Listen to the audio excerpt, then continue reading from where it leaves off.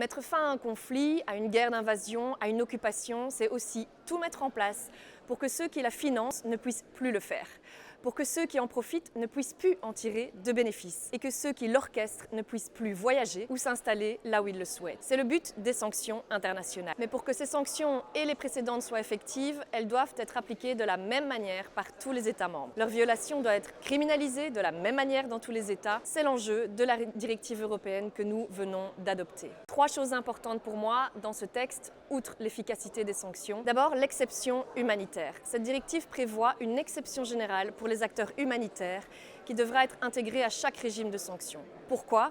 Eh bien parce que l'utilité des sanctions est évidemment essentielle, mais elle ne peut pas empêcher les acteurs humanitaires d'opérer sur le terrain et de remplir leur mission d'aide et d'assistance aux populations civiles. Il n'est pas question que les sanctions les ciblent. 2. Des garanties pour le respect des droits fondamentaux des personnes.